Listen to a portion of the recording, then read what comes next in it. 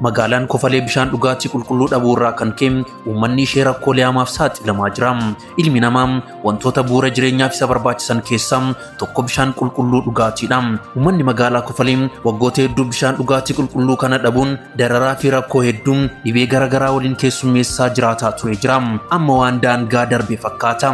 Waan isin ajaa'ibu bu'uuraalee misoomaa kanneen akka daandii, bishaan dhugaatii, humna ibsaa, geejjibaa, dhaabbilee fayyaa fi barnootaa kanneen kana fakkaatan magaalaa tana keessatti hanqina guddaatu jira. Isaan gariin amma tokko furamuuf waan daandii irra jiran fakkaatu. Walumaan ilaalla. Hoggantoonni ciccimoon akka magaalattii tana hogganaa jiran quba qabna. Rakkoolee magaalaan kofalee waggootaaf itti dararamaa turte ni furtan jennee abdanna.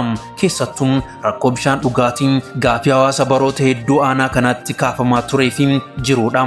Wanti isin ajaa'ibu aanaan kun bonaaf gannasin jiituu fi lalistuudha. Warshaa rooba roobsisu magaalaa tana keessa kaa'ee jira rabbiin yoon jedhee soba hin ta'u.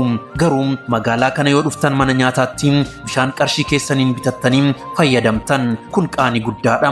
Nyaata nyaachaa maallaqa bishaan haayilaandiitti bittuu hin qabdu taanaan nyaataan gaafa hodhamtu hiriyoonni kan kee dugda kee tuttumuun yookiin daansii gondarinnaa sirbuun nyaanni si hudhe sirraa gadi bu'a.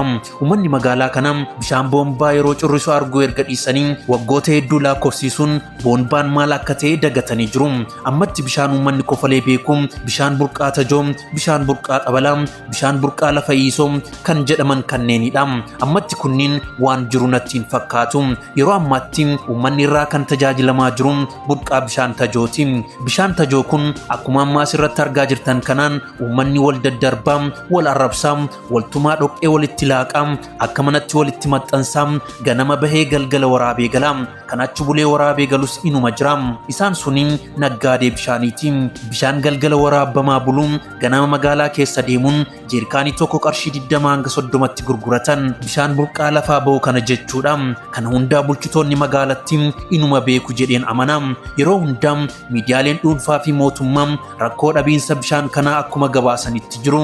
Miidiyaan tokko gaafa rakkoo uummataa gabaasu qaama dhimmi ilaallatu waliin wal quba qabaatee rakkoo uummataa kana dhiyeenyatti hordofaa furmaata isaa barbaachisiisuu qaba. Hoggantoonnis rakkoo uummanni halkanii fi guyyaatti waywaatu kanaaf furmaata tamtamaa barbaaduu qabu.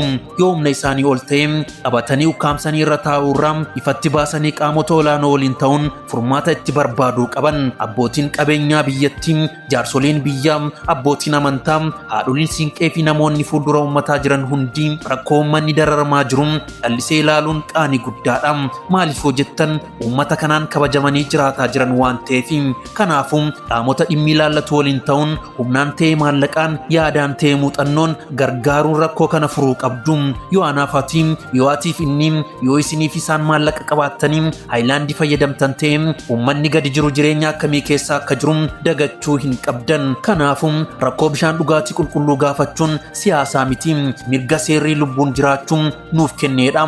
Walumaa galatti rakkoo kana tamtamaan nuuf furuu qabdu. Kofaleen rakkoo bishaan dhugaatii qulqulluu dhabuu irraa kan ka'e daa'imman, abbootiin, haadholiin, eerroo fi qarreen bishaan lagaa fayyadamuun dhibee hamaaf saaxilamaa jiru. Namni viidiyoo kana hanga xumuraa dhageeffattee kofalee bishaan dhugaatiin qulqulluun ni barbaachisa jedhi koomeenti godhi. Kun mana gurbaa qaxaleeti.